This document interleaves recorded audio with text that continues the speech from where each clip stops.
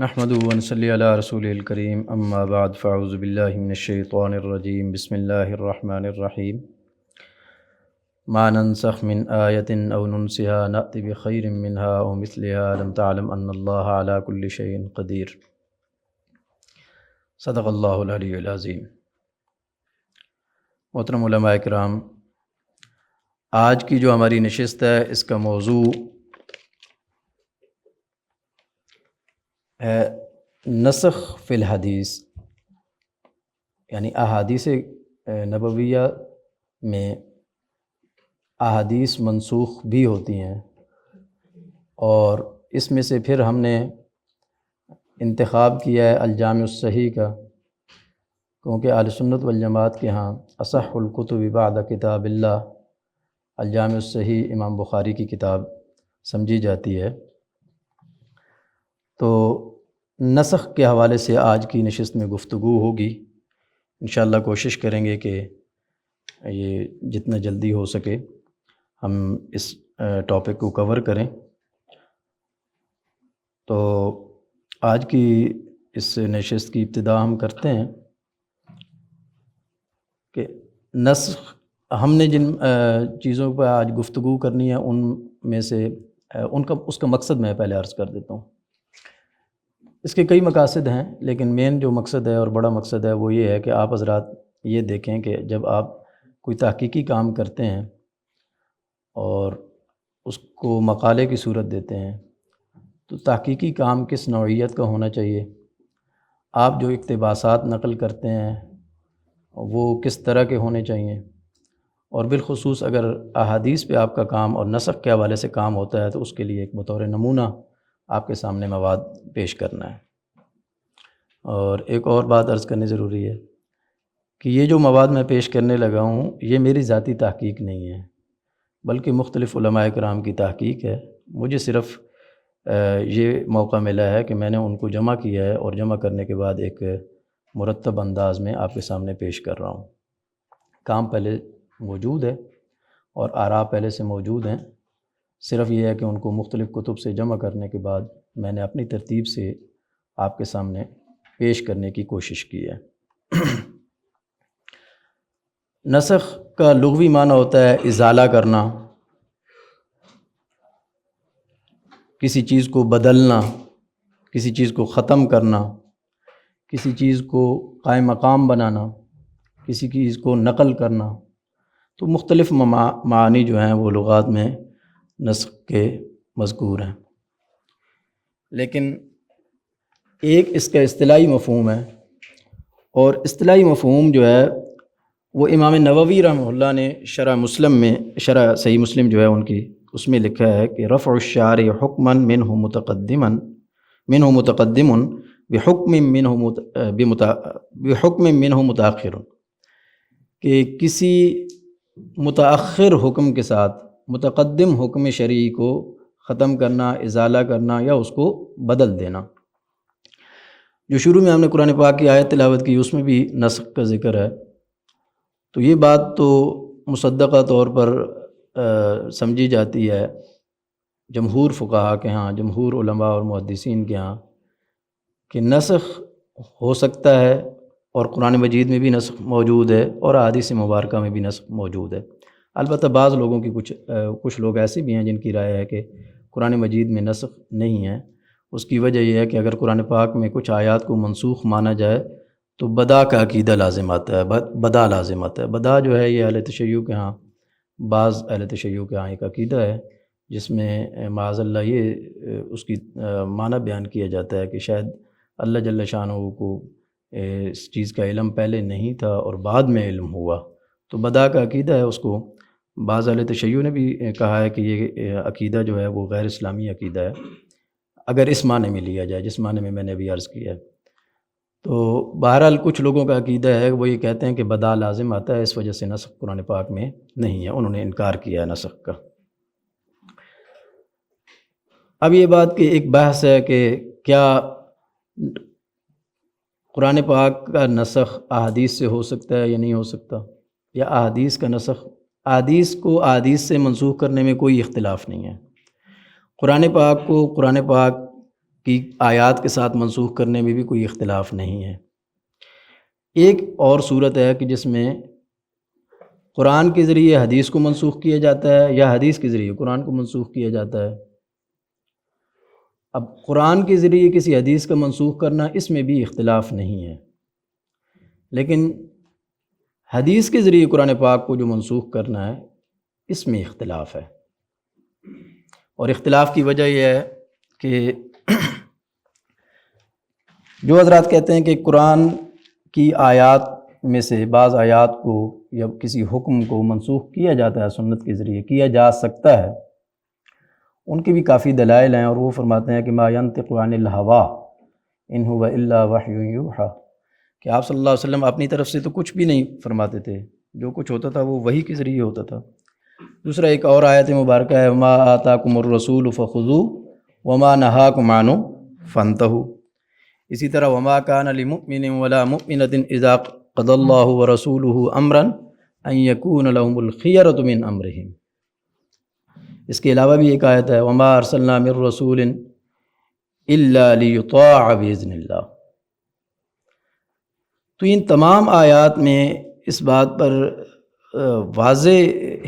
ہدایت موجود ہے کہ رسول اللہ صلی اللہ علیہ وسلم جو آپ کے پاس لے کر آتے ہیں وہ آپ کو ماننا ضروری ہے۔ ان آیات مبارکہ سے حجیت حدیث سمجھ میں آتی ہے۔ ایک اور حدیث بھی ہے، آپ صلی اللہ علیہ وسلم نے فرمایا، امام ابو داؤد نے اس کو نقل کیا ہے، الا انی اوتیت القرآن ومعہ مثلہ، مجھے قرآن بھی دیا گیا ہے اور اس کی مثل ایک اور چیز بھی دی گئی ہے، تو اس سے مراد احادیث مبارکہ ہیں۔ اسی طرح ایک اور روایت ہے فَإِذَا نَهَيْتُكُمْ عَنْ شَيْءٍ فَاجْتَنِبُوهُ، جب میں کسی چیز سے آپ کو روکوں تو رک جاؤ۔ وَإِذَا أَمَرْتُكُمْ بِأَمْرٍ فَأَتَوْا مِنْهُ مَا اسْتَطَعْتُمْ، یہ الجامع صحیح بخاری کی حدیث ہے کہ جب میں کسی کام کا حکم دوں تو وہ کرو، اور جس کام سے روکوں اس کام سے رک جاؤ۔ تو اس سے بھی یہ معلوم ہوتا ہے کہ آپ صلی اللہ علیہ وسلم کے اقوال کی اہمیت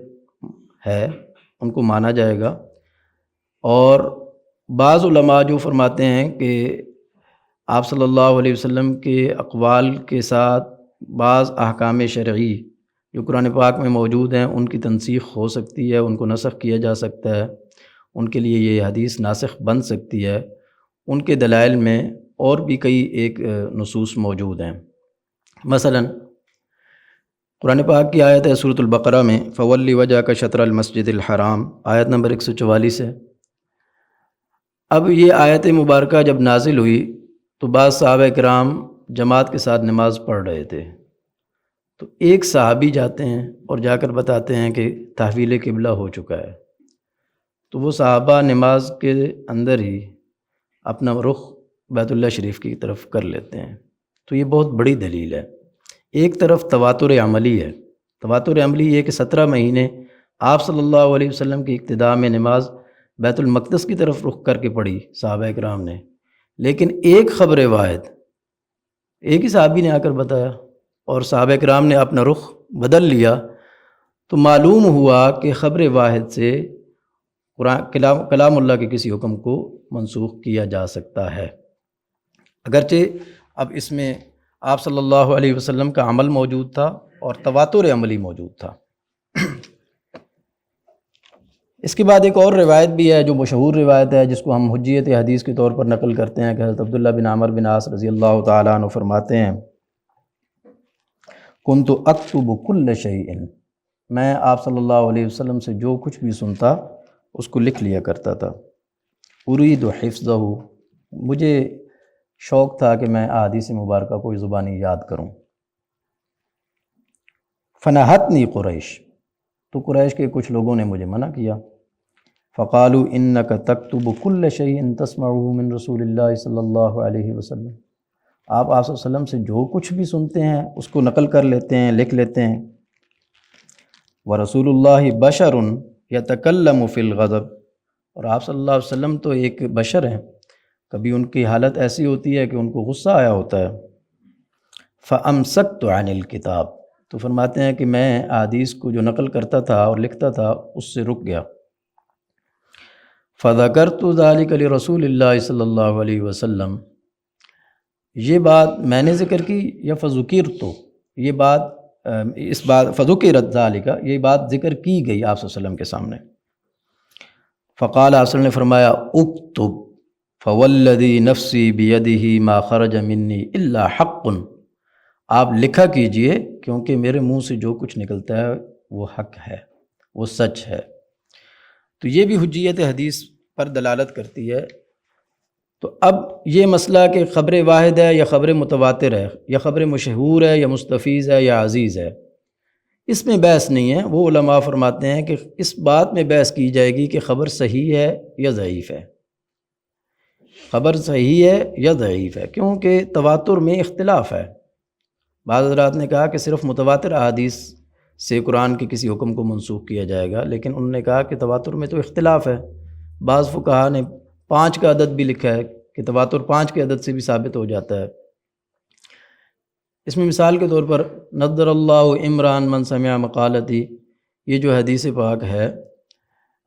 اس کو امام نووی رحمۃ اللہ علیہ نے، حافظ ابن حجر عسقلانی رحمۃ اللہ علیہ نے اور امام سیوطی رحمۃ اللہ علیہ نے متواتر احادیث میں شمار کیا ہے، لیکن اس کی طرق اگر دیکھے جائیں تو طرق اتنے زیادہ نہیں ہیں کہ اس کو متواتر حدیث کہا جائے۔ تو اس وجہ سے تواتر کی جو حدیث کی تعریف ہے اس میں اختلاف ہے۔ تو معلوم ہوا کہ احادیث میں احادیث کے ذریعے احادیث کو منسوخ کیا جا سکتا ہے، احادیث کے ذریعے بعض قرآن پاک کے احکامات کو بھی منسوخ کیا جا سکتا ہے۔ اس میں علماء اکرام کا البتہ اختلاف ہے۔ اب نسخ قرآن پاک میں کہاں کہاں پہ ہوا ہے اس کی میں چند مثالیں عرض کر دیتا ہوں۔ ایک مثال میں نے عرض کی ہے فولی وجہک شطر المسجد الحرام۔ اب یہ وہ آیت مبارکہ ہے جو منسوخ ہوئی ہے ایک خبر واحد کی وجہ سے، اور وہ صحابی نے آ کر بتایا صحابہ اکرام کو، اور انہوں نے اس کو منسوخ تصور کیا۔ اگر منسوخ تصور نہ کرتے تو ظاہر سی بات ہے وہ تعبیل قبلہ نہ کرتے۔ ایک اور آیت مبارکہ ہے، اور وہ آیت جو ہے وہ دوسری آیت سے منسوخ ہے، جس میں آتا ہے وصیۃ لازواجہم متاعا الی الحول غیر اخراج، یعنی جن کے خامند فوت ہو جائیں تو عورت کے لیے جو عدت ہے وہ 1 سال تک ہے۔ اب یہ آیت ہے، اور اس آیت کے بعد ایک اور آیت آتی ہے جس میں آتا ہے وَيَذَرُونَ أَزْوَاجًا يَتَرَبَّصْنَ بِأَنفُسِهِنَّ 4 أَشْهُرٍ و10، 4 مہینے اور 10 دن۔ اب ظاہر سی بات ہے یہ دونوں ایک نہیں ہو سکتی، ان میں سے ایک منسوخ ہے، اور ظاہر سی بات ہے وہ منسوخ ہے جو اکثر ہے مدت، یعنی سال والی مدت جو ہے وہ منسوخ ہے، اور دوسری جو 4 مہینے 10 دن والی عدت ہے وہ باقی ہے، وہ ناسخ ہے اس کے لیے۔ اسی طرح سورۃ المجادلہ کی آیت ہے یا ایھا الذین آمنوا لا تقدموا اذا ناجیتم الرسول فقدموا بین یدی نجواکم صدقہ ذالکم خیر لکم۔ اب یہ آیت مبارکہ جو ہے یہ منسوخ ہے کہ جب آپ صلی اللہ علیہ وسلم سے سرگوشی یا بات کرنا چاہو تو پہلے صدقہ دو۔ تو دوسری آیت اسی صورت میں موجود ہے اشفقتم ان تقدموا بین یدی اللہ ورسولہ واتقوا اللہ ان اللہ سمیع علیم۔ اشفقتم ان تقدموا بین یدی اللہ ورسولہ، اشفقتم ان تقدموا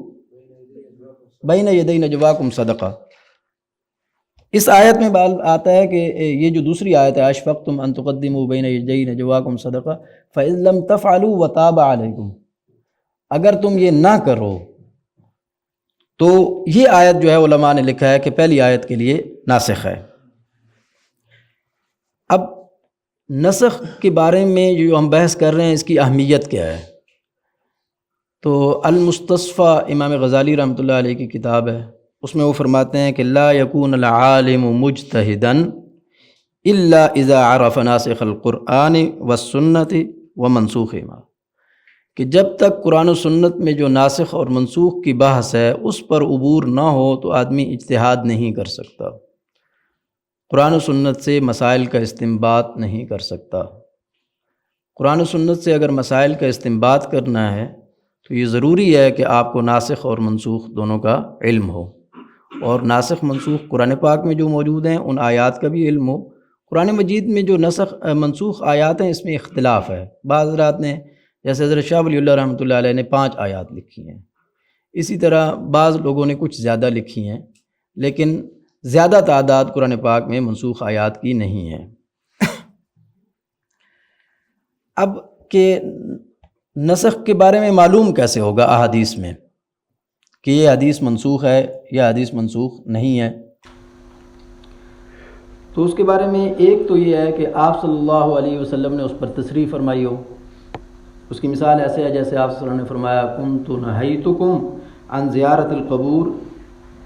الا فزورها۔ اس کو امام مسلم رحمۃ اللہ علیہ نے نقل کیا کہ میں نے تمہیں قبروں کی زیارت سے منع کیا تھا، قبروں کے پاس قبروں کی زیارت کے لیے جانے سے، لیکن اب میں تمہیں اجازت دیتا ہوں، اب آپ زیارت کر سکتے ہیں۔ اب یہ حدیث جو ہے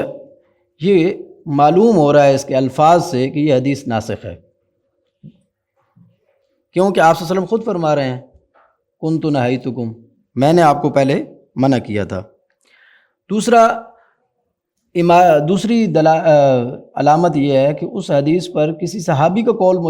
موجود ہو یا تصریح موجود ہو، جیسے ایک حضرت علی رضی اللہ تعالیٰ عنہ کی حدیث ہے، اور وہ فرماتے ہیں کہ کان رسول اللہ صلی اللہ علیہ وسلم امرنا بالقیام للجنازہ، آپ صلی اللہ علیہ وسلم نے ہمیں جنازے کے لیے کھڑے ہونے کا حکم دیا، ثم جلس بعد ذلك وامرنا بالجلوس،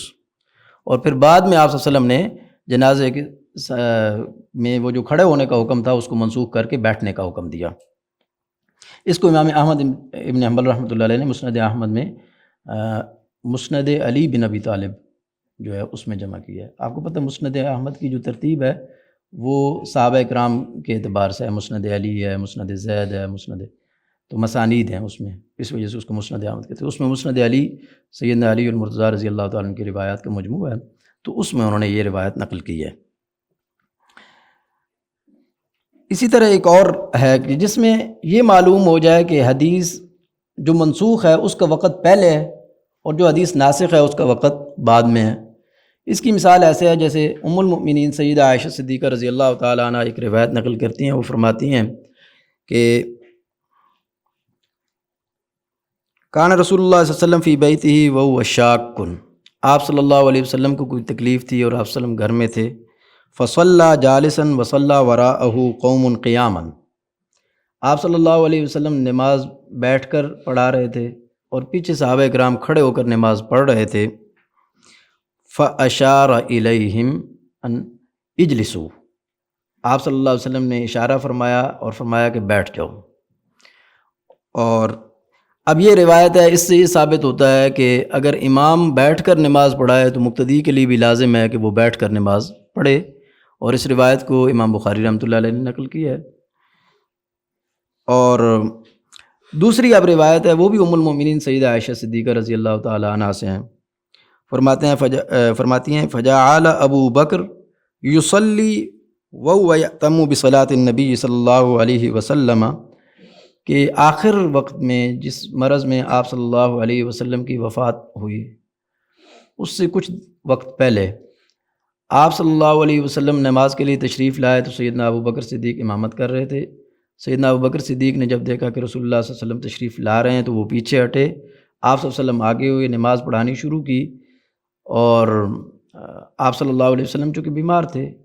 تو اس حالت میں آپ صلی اللہ علیہ وسلم نے بیٹھ کر نماز پڑھائی، اور سیدنا ابو بکر صدیق لوگوں کے بیچ میں تھے، حضرت ابو بکر صدیق کے پیچھے لوگ تھے۔ والناس بصلاۃ ابی بکر والنبی صلی اللہ علیہ وسلم قائد، آپ صلی اللہ علیہ وسلم اور حضرت بکر کے لوگوں کے درمیان میں حضرت بکر صدیق رضی اللہ عنہ کھڑے تھے، جبکہ آپ صلی اللہ علیہ وسلم نماز کی امامت فرما رہے تھے اور آپ صلی اللہ علیہ وسلم بیٹھ کر نماز پڑھا رہے تھے۔ یہ امام بخاری رحمۃ اللہ علیہ نے باب ہے کہ اس میں انما جعل الامام لیؤتم بہ، اس میں نقل کی ہے یہ روایت۔ اب اس روایت میں پہلی روایت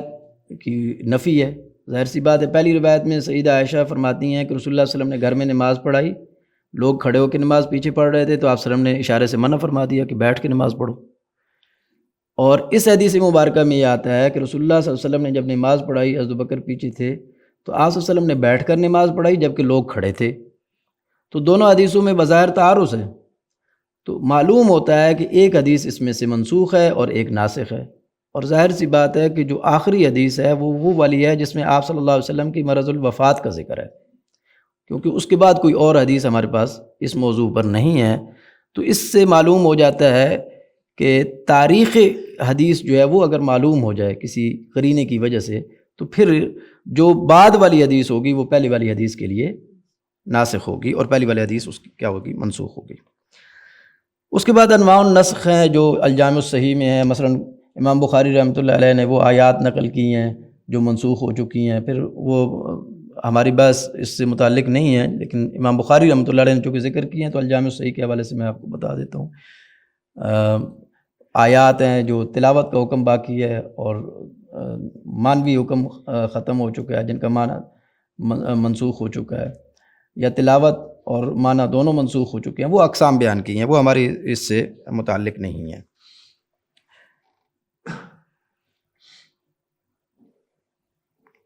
اب قرآن پاک کی جو حدیث سے منسوخ ہوتی ہیں اس کی مثال میں آپ سے عرض کرتا ہوں، پہلے بھی ایک عرض کی فولی وجہ کا ولی، ایک اور مثال بھی ہے۔ قرآن پاک میں آتا ہے یوصیکم اللہ فی اولادکم للذکر مثل حظ الانثیین۔ اب یہاں پہ یہ بتایا گیا کہ جو آپ کی اولاد ہے اس کے لیے میراث ہے، لیکن حدیث پاک میں آتا ہے لا یرث المسلم الکافر ولا الکافر المسلم۔ اب اس سے یہ معلوم ہوتا ہے کہ اگر اولاد اسلام پہ نہ ہو یا والدین اسلام پہ نہ ہو اور اولاد مسلمان ہو تو یہ ایک دوسرے کے وارث نہیں بن سکتے۔ اب قرآن پاک میں تو تھا یوصیکم اللہ فی اولادکم، لیکن یہ حکم اس آیت سے منسوخ ہو جاتا ہے۔ اسی طرح ایک اور بات بھی ہے،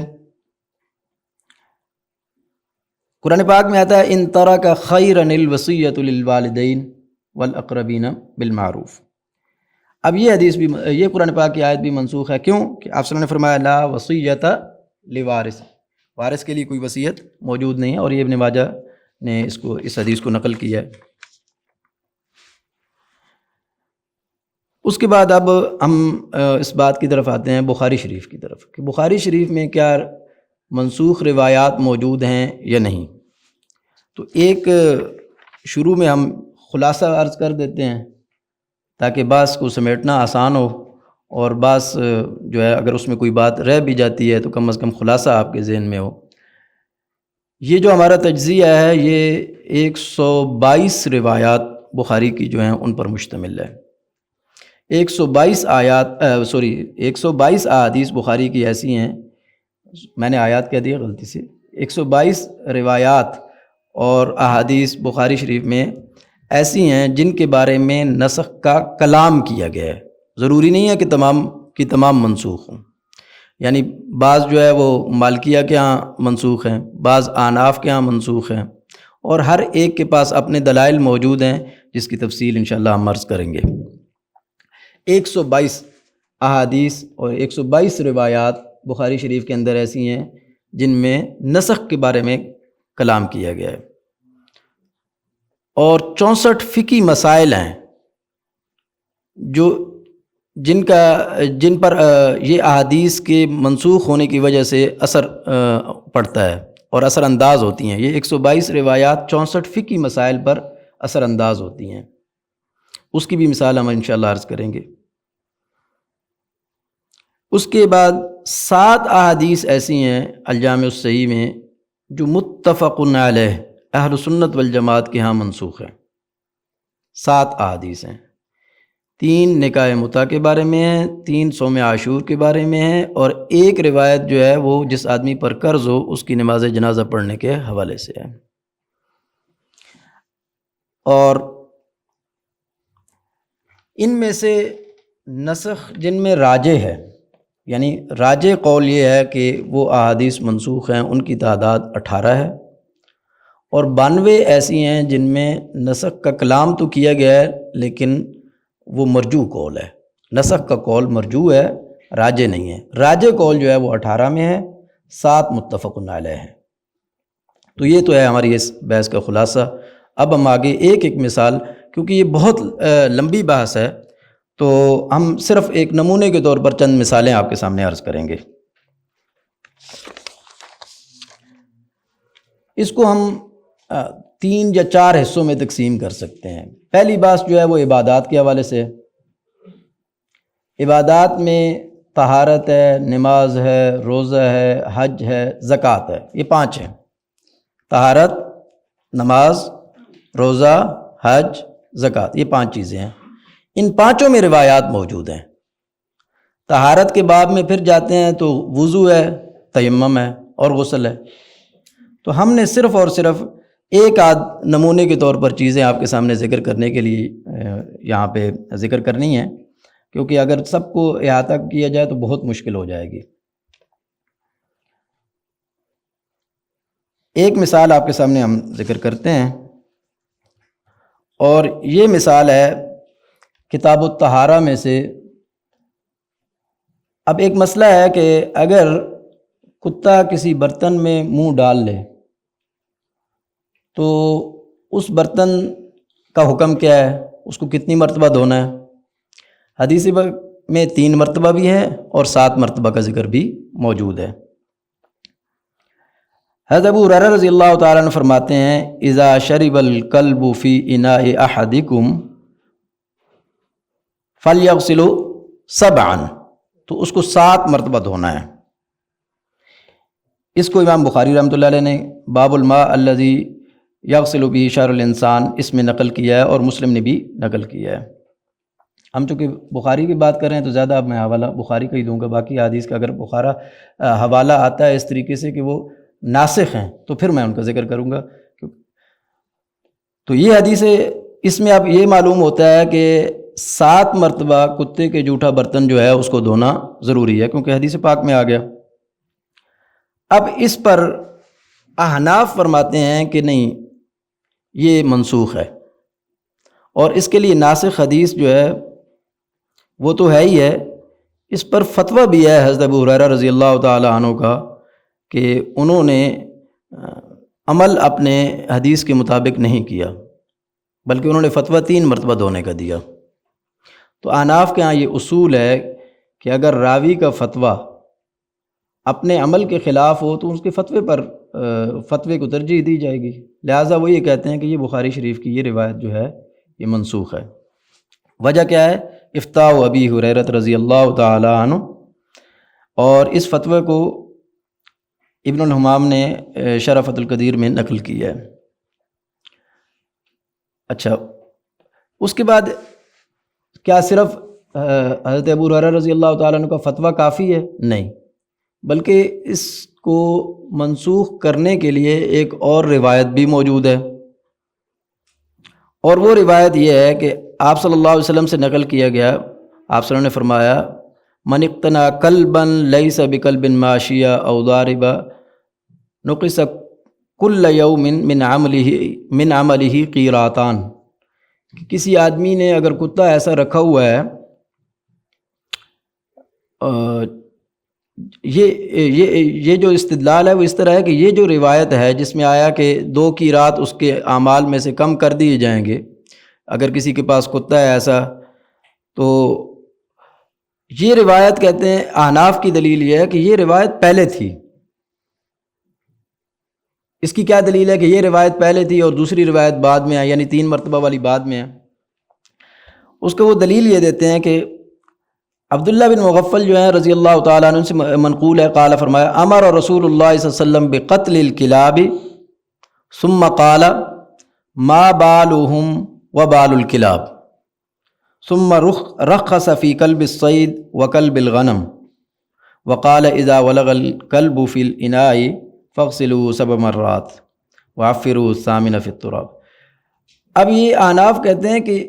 ایک اور روایت ہے جس میں یہ معلوم ہوتا ہے کہ رسول اللہ صلی اللہ علیہ وسلم نے شروع میں کتے کے مارنے کا بھی حکم دیا تھا، اور کتے کے جوٹھے برتن کو دھونے کے بارے میں جو حکم دیا تھا اس میں بھی شدت تھی۔ بعد میں جب یہ معلوم ہوتا ہے کہ کتے کو مارنے کا جو حکم ہے وہ تو منسوخ ہو چکا، تو معلوم ہوتا ہے کہ وہ جو شدت تھی جس میں یہ آتا تھا کہ 7 مرتبہ برتن کو دھویا جائے گا، وہ حکم بھی اس کی وجہ سے منسوخ ہوگا۔ اس لیے ہم کہتے ہیں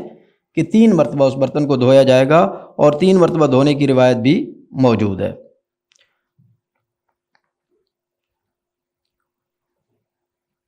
اب اس کی موافقت کیا ہے؟ تو اس کی موافقت بھی علماء نے ذکر کی ہے۔ آپ حضرات اگر مطالعہ کرنا چاہیں تو اس کو پھر آپ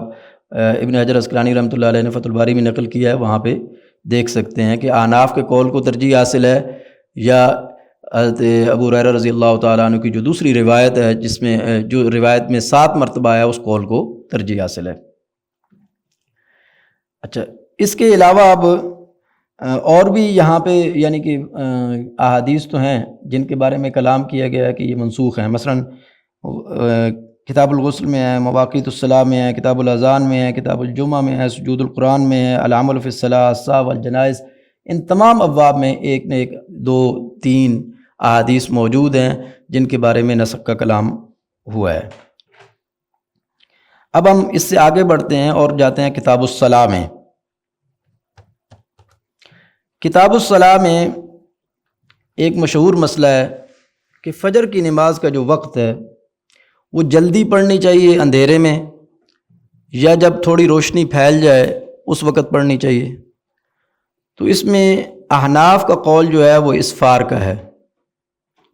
لیکن بخاری شریف میں جو روایت ہے الجامع الصحیح میں عن عائشہ رضی اللہ تعالی عنہا قالت کن نساء المؤمنات یشہدن مع رسول اللہ صلی اللہ علیہ وسلم صلاۃ الفجر،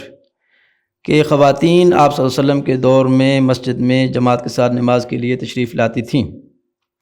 ثم ينقلبن الى بیوتہن حتی حین یقضین الصلاۃ، پھر جب وہ نماز پڑھ کے گھر کو لوٹتیں، لا یعرفہن احد من الغلس، اندھیرے کی وجہ سے ان کو کوئی پہچان نہیں پاتا تھا۔ اب امام بخاری رحمۃ اللہ علیہ نے یہ روایت لائی ہے۔ احناف کا قول یہ ہے اس بارے میں کہ یہ روایت منسوخ ہے، اور ناسخ کیا ہے؟ انہوں نے فرمایا رافع بن خدیج رضی اللہ تعالیٰ عنہ سے ایک روایت ہے، قال قال رسول اللہ صلی اللہ علیہ وسلم، وہ فرماتے ہیں کہ رسول اللہ صلی اللہ علیہ وسلم نے فرمایا اسبحوا بالصبح فإنه اعظم لأجورکم او اعظم للأجر، اسفروا بالفجر فإنه اعظم للأجر، یہ بھی ایک روایت ہے ہمارے۔ تو وہ فرماتے ہیں کہ یہ روایت جو ہے اس کے لیے ناسخ ہے۔ اب یہ روایت جو ہے اس کو ابو داؤد نے کتاب الصلاۃ میں نقل کیا ہے، یعنی اگرچہ امام بخاری رحمۃ اللہ علیہ نے اس کے خلاف کوئی روایت نقل نہیں کی، لیکن امام ابو داؤد رحمۃ اللہ علیہ نے جو روایت نقل کیا یہ بھی صحیح السند روایت ہے۔ تو لہٰذا احناف کے ہاں یہ حدیث جو غلط والی حدیث ہے اس کے لیے ناسخ بنے گی، اور اندھیرے میں نہیں بلکہ تھوڑا روشنی میں نماز پڑھی جائے۔ بعض حضرات نے تطبیق بھی دی ہے، وہ کہتے ہیں کہ چونکہ فجر کی نماز میں شروع میں مختصر صورتیں پڑھی جاتی تھی، بعد میں لمبی صورتیں پڑھی جاتی تھی، تو لمبی صورتوں میں یہ ہوتا ہے کہ وہ اگر غلط میں شروع کی جائے، منہ اندھیرے شروع کی جائے، تو وہ ختم ہوتے ہوتے سفیدی پھیل جاتی ہے۔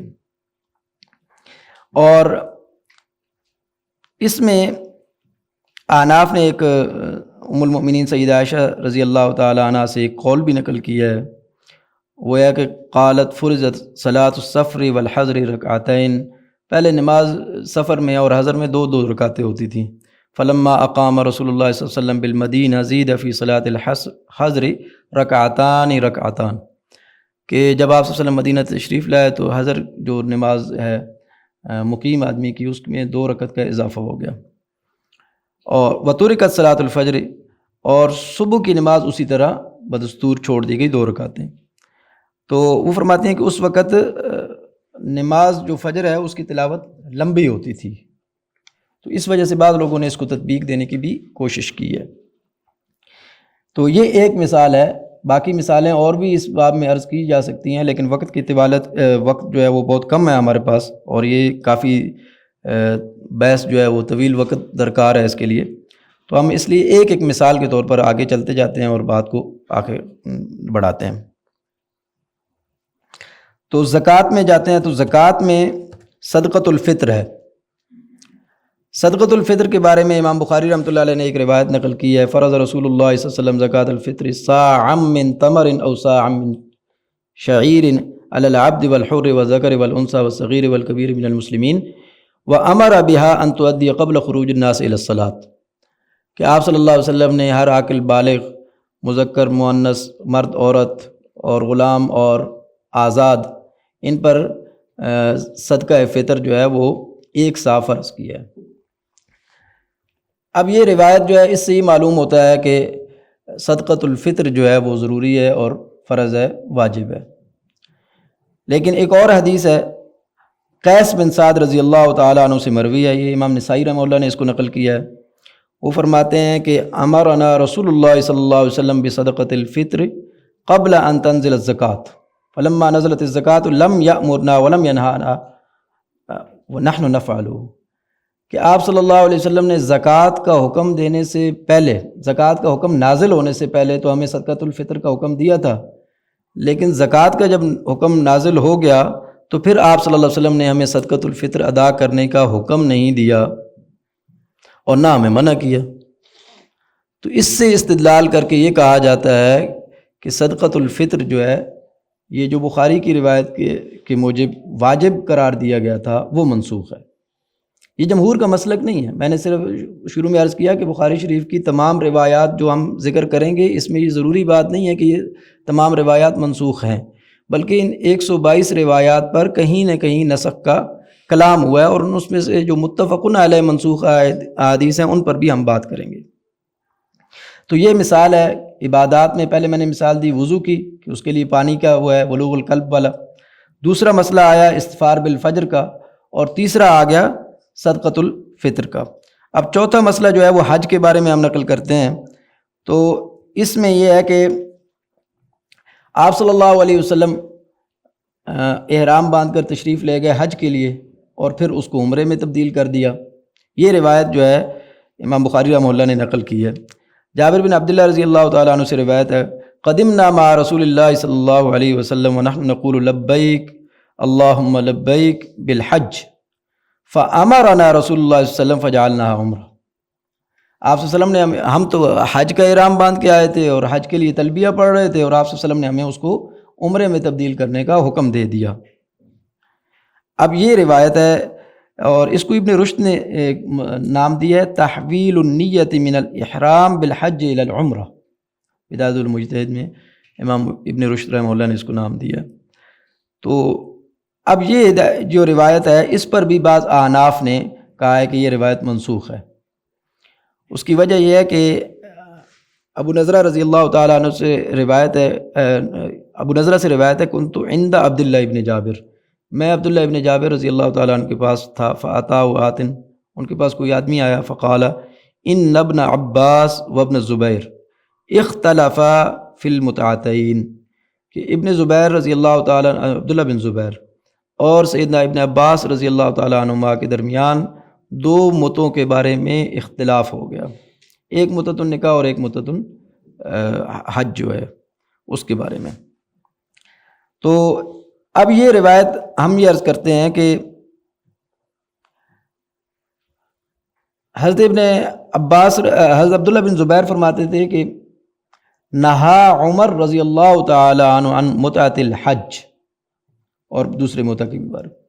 کہ حضرت عمر رضی اللہ تعالیٰ عنہ نے منع کیا۔ یہ استدلال تھا کس کا؟ حضرت عبداللہ بن زبیر کا، جبکہ عبداللہ بن عباس اس کے جواز کے قائل تھے۔ تو فرماتے ہیں کہ فَلَعَلَّهُمْ رَأَوْا أَنَّ عُمَرَ بْنَ الْخَطَّابِ رضی اللہ تعالیٰ عنہ لا ينهى عن شيء ثبت عن رسول اللہ صلی اللہ علیہ وسلم لولا علمه بالنسخ،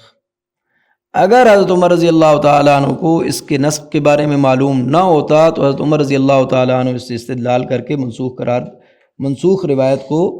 حکم نہ دیتے، منسوخ روایت کے مطابق اپنا امر جاری نہ کرتے۔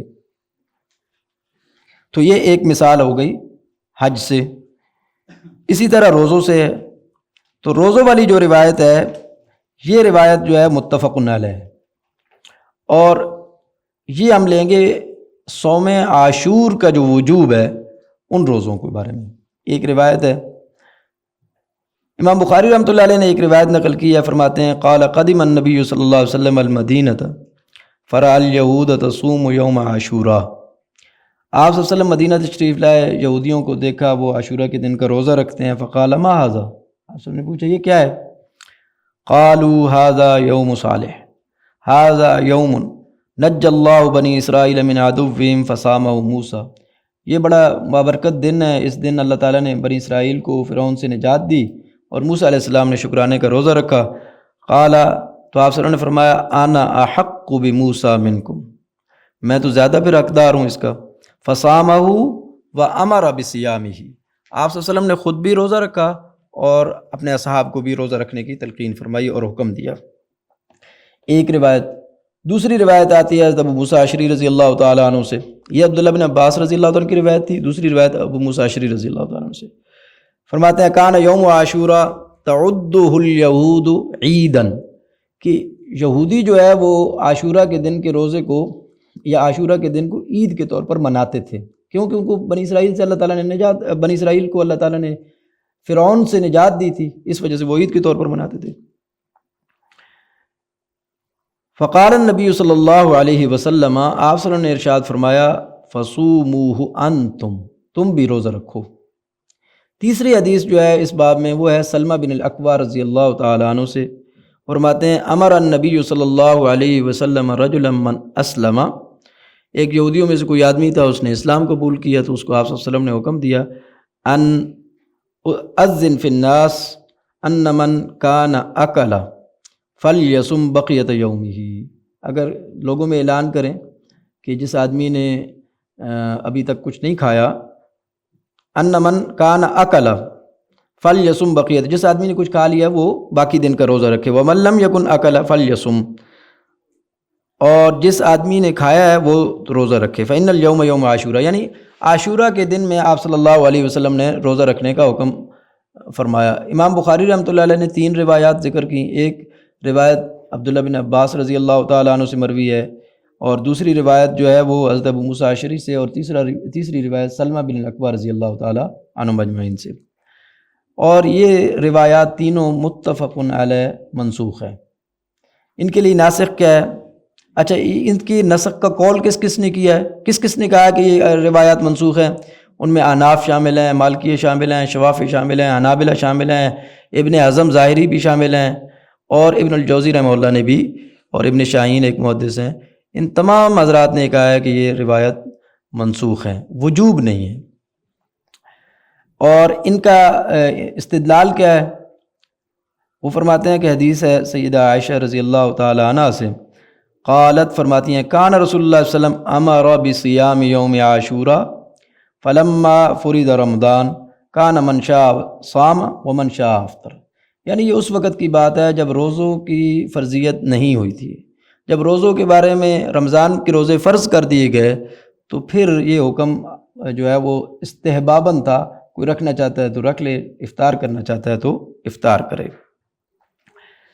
اسی طرح دوسری روایت ہے، قالت فرماتی ہیں کان یوم عاشوراء تصومہ قریش فی الجاہلیت وکان رسول اللہ صلی اللہ علیہ وسلم یصومہ، عاشوراء کے دن کا روزہ قریش بھی رکھتے تھے اسلام سے پہلے، اور آپ صلی اللہ علیہ وسلم بھی رکھتے تھے۔ فلما قدم المدینہ صامہ وامر بصیامہ، جب آپ صلی اللہ علیہ وسلم مدینہ تشریف لائے پھر بھی یہ حکم جاری رہا۔ فلما فرض رمضان ترک یوم عاشوراء، تو جب رمضان کے روزے فرض کر دیے گئے تو پھر عاشوراء کے روزے چھوڑ دیے گئے۔ فمن شاء صامہ ومن شاء ترکہ، جو چاہتا وہ رکھ لیتا، جو چاہتا ہے ان کو چھوڑ دیتا۔ تو یہ 3 روایات بخاری میں ایسی ہیں، ہم نے عرض کیا تھا شروع میں کہ کل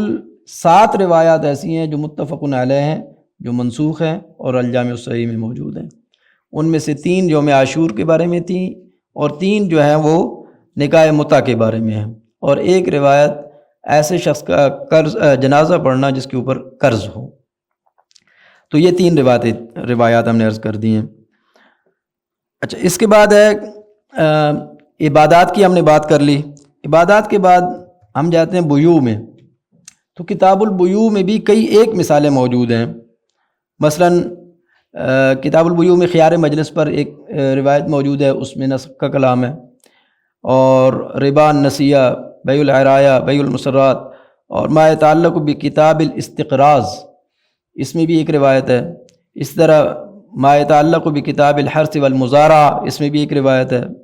ما يتعلق بکتاب الہبہ، اس میں بھی ایک روایت ہے۔ ما يتعلق بکتاب الشروط، اس میں بھی ایک روایت ہے۔ ہم ان میں سے صرف ایک خیار مجلس والی جو روایت ہے اس کو لیتے ہیں۔ یہ حکیم بن حزام رضی اللہ تعالی عنہ سے مروی روایت ہے، وہ آپ صلی اللہ علیہ وسلم سے نقل کرتے ہیں، قال فرمایا البیان بالخیار ما لم یتفرقا فإن صدقا وبینا بورک لہما فی بیعہما وإن کذبا وکتما وحقت برکت بیعہما۔ اب یہ روایت جو ہے کہ جو متعاقدین ہیں، بیع کرنے والے ہیں، بائع اور مشتری ہیں، ان کو جب تک وہ مجلس موجود ہے ان کو اختیار ہے، اور آگے فرمایا کہ اگر وہ سچے ہیں تو اللہ تعالیٰ ان کے اس سودے میں برکت، اس معاملے میں برکت دے گا، اور اگر وہ جھوٹے ہیں تو برکت ان سے اٹھا لی جائے گی۔ اب ایک اور روایت ہے، وہ ہے ان رسول اللہ صلی اللہ علیہ وسلم قال المتبايعان كل واحد منهما بالخيار على صاحبه ما لم يتفرقا الا بيع الخيار۔ اب یہ روایت جو ہے اس کو کتاب البیوع میں امام بخاری رحمہ اللہ نے نقل کیا ہے۔ اب یہ روایت جو ہے اس کے بارے میں کہا جاتا ہے کہ یہ منسوخ ہے، کلام کیا گیا، اور اس کے لیے جو ناسخ ہے وہ عمر بن عوف رضی اللہ تعالیٰ عنہ سے ایک روایت ہے ان رسول اللہ صلی اللہ علیہ وسلم قال الصلح جائز بین المسلمین الا صلحا حرم حلالا او احل حراما والمسلمون علی شروطهم الا شرطا حرم حلالا او احل حراما۔ اب بظاہر تو اس میں کوئی نہیں لگتا ایسی بات کہ یہ حدیث اس کے لیے ناسخ ہوگی، لیکن ھذا الحدیث مشتمل علی مشروعیت خیار الشرط، کہ یہ خیار شرط کے اوپر مشتمل ہے یہ روایت جو ابھی ہم نے نقل کی ہے۔ وخیار المجلس خیار مجہول العاقبہ، کہ خیار مجلس جو ہے اس کا وہ مجہول ہے، کب تک مجلس رہے گی اور مجلس کی انتہا ہونے کی کیا دلیل ہے، کیا وہ ٹاپک ختم ہو جائے؟ مثلا علماء فقہاء میں اس میں اختلاف ہے کہ ایک موضوع پہ بات کر رہے تھے، وہ موضوع ختم ہو گیا، کیا مجلس ختم ہو گئی یا نہیں؟ اچھا، اگر وہ کوئی ضروری حاجت کے لیے اٹھ کے چلے گیا واش روم کی طرف، تو کیا مجلس ختم ہو گئی یا نہیں ختم ہوئی؟ تو وہ کہتے ہیں کہ یہ جو ہے مجہول ہے، اس وجہ سے یہ خیار شرط کے بعد خیار مجلس جو تھا وہ ختم ہو گیا اور باطل ہو گیا، اور یہ اس کے لیے ناسخ ہے۔ اب اس کے بعد ہم آخری بات وہ کہ 3 اور روایات ہیں جو نکاح متع کے بارے میں ہیں، اور وہ بخاری شریف میں موجود ہیں اور وہ منسوخ ہیں، اور ایک روایت جس پر قرض ہو اور اس کے جنازے کے بارے میں، وہ عرض کرتے ہیں۔ نکاح متع کے بارے میں الجامع الصحیح میں 3 روایات ایسی موجود ہیں جن کو منسوخ ہے۔ نکاح متع کے بارے میں کنفیوژن ہے، اور ائمہ کرام نے بھی حدیث نقل کی ہیں، مثلا امام مسلم رحمہ اللہ نے کافی ساری حدیث نقل کی ہیں، اور اہل سنت والجماعت کا اس بات پر اجماع ہے کہ نکاح متع اب جائز نہیں ہے اور یہ منسوخ ہو چکا ہے۔ امام بخاری رحمۃ اللہ علیہ نے اس باب میں جو حدیث نقل کی ہے وہ سیدنا عبداللہ بن مسعود رضی اللہ تعالیٰ عنہ کی روایت ہے۔ قال، وہ فرماتے ہیں كنا نغزو مع رسول اللہ صلی اللہ علیہ وسلم وليس لنا شيء فقلنا الا نستخسی۔ تو کہتے ہیں کہ ہم آپ صلی اللہ علیہ وسلم کے ساتھ غزوے میں حاضر ہوئے اور ہمارے ساتھ اپنی بیویاں نہیں تھیں، تو ہم نے عرض کیا یا رسول اللہ ہم اپنی مردانہ قوت ختم کر دیں، مردانگی کو ختم کر دیں۔ فنہانا عن ذلک، تو آپ صلی اللہ علیہ وسلم نے منع فرمایا۔ ثم رخص لنا ان ننكح المرأة بالثوب ثم قرأ علينا يا أيها الذين آمنوا لا تحرموا طيبات ما أحل الله لكم ولا تعتدوا إن الله لا يحب المعتدين۔ یہ ایک روایت ہے جس سے معلوم ہوتا ہے کہ آپ صلی اللہ علیہ وسلم نے اجازت مرحمت فرمائی، اور اس روایت کے راوی عبداللہ بن مسعود ہیں جس کو امام بخاری رحمۃ اللہ نے نقل کیا ہے۔ دوسری روایت جو ہے وہ حضرت جابر بن عبداللہ اور حضرت سلمہ بن اکوع سے تیسری روایت بھی اسی طرح کی منقول ہے۔ قال كنا في جيش فأتانا رسول الله صلی اللہ علیہ وسلم فقال انه قد اذن لكم ان تستمتعوا فاستمتعوا۔ آپ صلی اللہ علیہ وسلم کا ایک قاصد ہمارے پاس آیا اور اس نے آ کر بتایا کہ آپ صلی اللہ علیہ وسلم نے رخصت عطا فرمائی ہے۔ تو اب یہ 3 روایات ہیں، ان 3 روایات کو مد نظر رکھتے ہوئے تو یہ لگتا ہے کہ متع کا حکم جو ہے وہ آپ صلی اللہ علیہ وسلم نے دیا اور اجازت دی اور رخصت ہے اس میں۔ یہ اس موضوع کا انتخاب کی ایک اہم وجہ یہ بھی ہے کہ ہمارے ہاں لوگ جو ہیں وہ کہتے ہیں فقہاء کرام کی اتباع کرنے کی کیا ضرورت ہے، جب بخاری شریف موجود ہے اور بخاری شریف بھی وہ دیکھتے ہیں اسلام 360 سے اردو ترجمہ موجود ہے، تو کیا ضرورت ہے؟ تو اس طرح کی اس موضوع کے انتخاب کی ایک بڑی وجہ یہ تھی کہ عام حضرات جو ہیں وہ اس بات کو دیکھیں، ان کو نہیں معلوم کہ یہ حدیث منسوخ ہے یا نہیں ہے۔ اگرچہ بخاری شریف میں صرف 7 احادیث ایسی ہیں جن پر اتفاق ہے، لیکن عام حضرات جو آج کل نئے محققین ہیں وہ اتنا بھی زحمت گوارہ نہیں کرتے کہ ان کو یہ بھی معلوم ہو کہ یہ 7 احادیث کون کون سی ہیں۔ تو اسی وجہ سے بعض لوگوں کو غلط فہمی ہوئی اور انہوں نے کہا کہ اہل سنت والجماعت کی کتابوں میں، حدیث کی کتابوں میں متع کے بارے میں روایات موجود ہیں، تو یہ تو حضرت عمر نے منع کیا ہے۔ تو یہ اصل میں ناسمجھی ہے کہ یہ ہمارے ہاں روایات تو موجود ہیں، لیکن امام بخاری رحمۃ اللہ علیہ نے اس کے علاوہ 119 روایات اور بھی ایسی ذکر کی ہیں جن میں احتمال ہے کہ وہ منسوخ ہیں۔ صرف یہ روایات موجود نہیں ہیں، بلکہ امام بخاری رحمۃ اللہ علیہ خود ذکر کرتے ہیں اور اس انداز میں ذکر کرتے ہیں کہ معلوم ہو جائے کہ یہ روایت منسوخ ہے۔ مثال کے طور پر امام بخاری رحمۃ اللہ علیہ نے تصریح کرتے ہوئے فرمایا کہ متع کے بارے میں جب نقل کیا نا تو انہوں نے کہا کہ آخراً کے الفاظ انہوں نے ذکر کیے ہیں ایک جگہ پہ کہ آپ صلی اللہ علیہ وسلم کا جو آخری قول ہے وہ متع کی حرمت کا قول ہے۔ تو اس سے معلوم ہوتا ہے کہ امام بخاری رحمۃ اللہ علیہ کا صرف کسی روایت کو ذکر کر دینا اور اس روایت کا صحیح سند ہونا عمل کے لیے کافی نہیں ہے، بلکہ یہ ضروری ہے کہ یہ بھی معلوم ہو کہ کہیں وہ روایت منسوخ تو نہیں ہے۔ تو اس میں اب اس کی ناسخ کیا ہے؟ اس کی ناسخ روایت جو ہے وہ روایت ہے ان رسول اللہ صلی اللہ علیہ وسلم نہا یوم الفتح عن متعۃ النساء، آپ صلی اللہ علیہ وسلم نے فتح مکہ کے موقع پہ متعۃ النساء سے منع فرمایا۔ عن صبرہ بن معبد الجہنی رضی اللہ تعالیٰ عنہ سے یہ روایت ہے، فقال وہ فرماتے ہیں یا ایھا الناس، آپ صلی اللہ علیہ وسلم نے ارشاد فرمایا،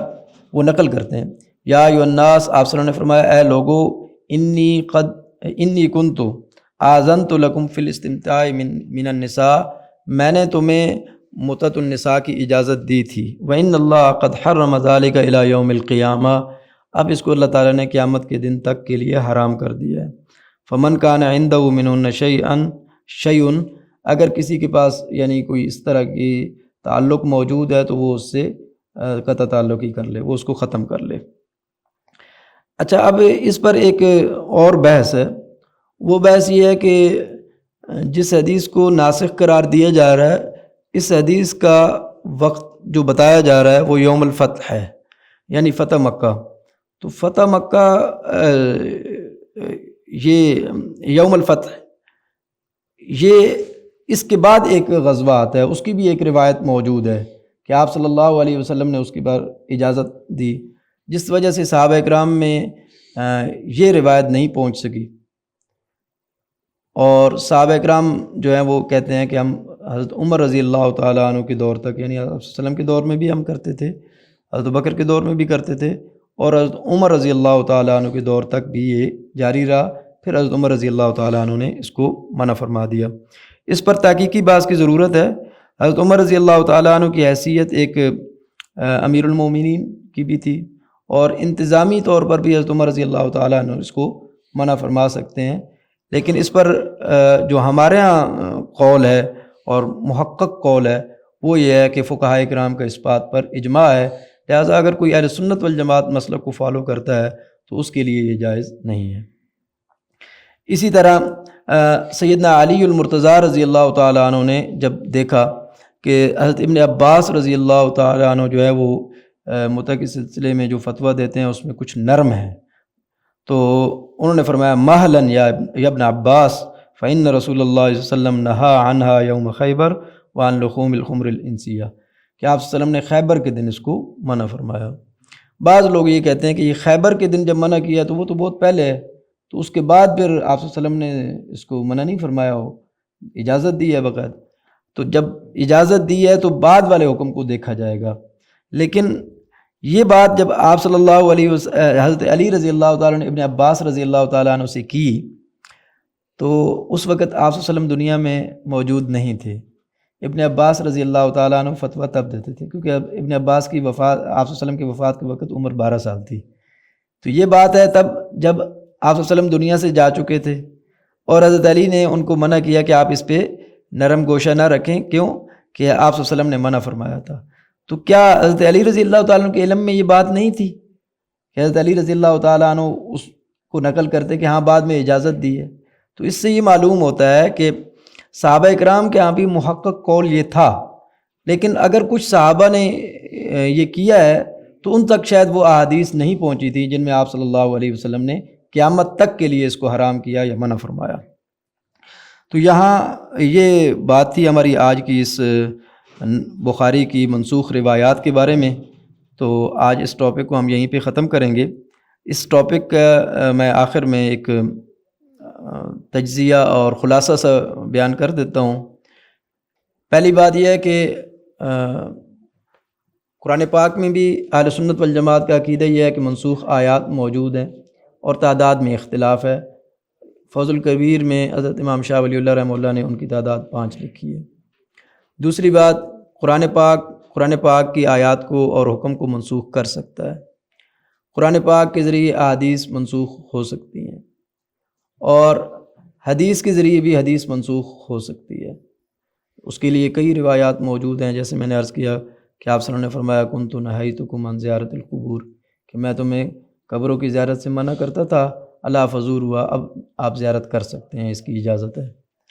اور بھی اس طرح کی کئی روایات موجود ہیں جن میں پہلے والی روایت دوسری روایت کی وجہ سے منسوخ ہو جاتی ہے۔ اور اس کے بعد کیا قرآن پاک کی کسی حکم کو احادیث صحیحہ سے منسوخ کیا جا سکتا ہے یا نہیں؟ تو اس میں بھی میں نے عرض کیا کہ علماء اکرام کا اختلاف ہے۔ بعض علماء کہتے ہیں کہ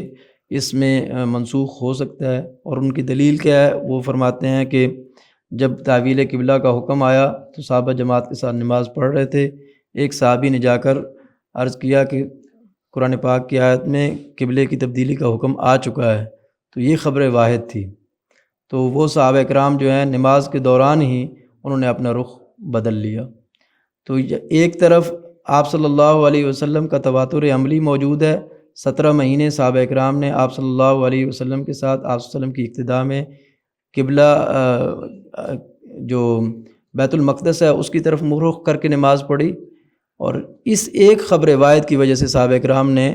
قبلہ تبدیل کر لیا۔ تو معلوم ہوتا ہے کہ خبر واحد بھی قرآن پاک کے کسی حکم کو منسوخ کر سکتی ہے۔ اس کے بعد ہم نے عرض کیا کہ بخاری شریف کی اندر 122 روایات ایسی ہیں جن پر نسخ کا کلام موجود ہے، جن میں سے 64 کے قریب ایسے فقہی مسائل ہیں جن پر یہ روایات اثر انداز ہوتی ہیں، اور 7 احادیث اس میں سے متفق علیہ ہیں، اور 92 کے قریب جو ہیں وہ ایسی روایات ہیں جن کے بارے میں نسخ کا قول مرجوح ہے، لیکن 18 روایات ایسی ہیں جن کے بارے میں نسخ کا قول راجح ہے۔ تو یہ بات ہمارے اس آج کی نشست کا خلاصہ تھا۔ اللہ تعالی ہمیں عمل کرنے کی توفیق نصیب فرمائے۔ وآخر دعوانا الحمدللہ رب العالمین۔